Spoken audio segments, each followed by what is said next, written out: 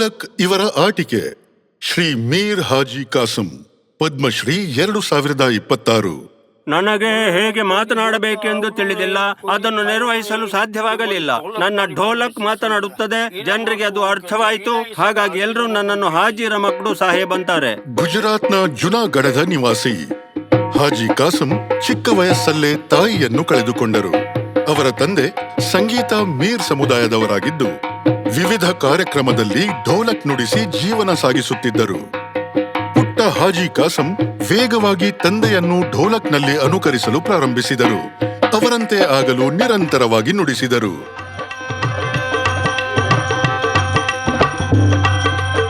ಹದಿಹರೆಯದಲ್ಲೇ ಹೋಟೆಲ್ನಲ್ಲಿ ಕೆಲಸ ಮಾಡಲು ಆರಂಭಿಸಿ ತನ್ನ ತಂದೆಯೊಂದಿಗೆ ಭಜನೆ ಮತ್ತು ಇತರ ಸಂಗೀತ ಪ್ರಕಾರದಲ್ಲಿ ನುಡಿಸುತ್ತಿದ್ದರು.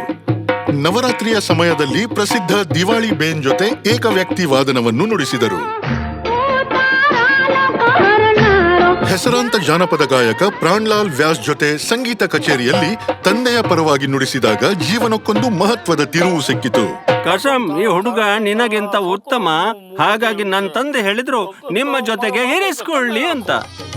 ಹಾಜಿ ಕಾಸಂ 50 ವರ್ಷ ಪ್ರಾಣ್ಲಾಲ್ ವ್ಯಾಸ್ ಜೊತೆ ನುಡಿಸಿದರು. ಅವರ ಸಂಗೀತ ಪ್ರತಿಭೆಯಿಂದಾಗಿ ಆಳವಾದ ಬಂಧವು ರೂಪುಗೊಂಡಿತು. ಹೀಗೆ ಹಾಜಿಯವರು ಭಜನೆ, ಕವ್ವಾಲಿ ಮತ್ತು ಗಜಲ್ ನುಡಿಸುವುದರಲ್ಲಿ ಪ್ರವೀಣರಾದರು. ವಿಶಿಷ್ಟ ಶೈಲಿಯನ್ನು ಸೃಷ್ಟಿಸಿ ಢೋಲಕನ್ನು ಪ್ರಮುಖ ಏಕವ್ಯಕ್ತಿ ವಾದ್ಯವಾಗಿ ಪರಿವರ್ತಿಸಿದರು.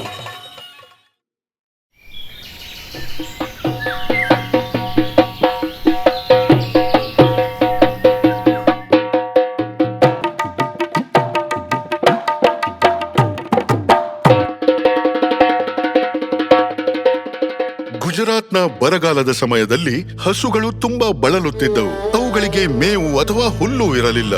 ಹಾಜಿ ಕಾಸಂ ಗೋಶಾಲೆ ಪ್ರಾರಂಭಿಸಿದರು.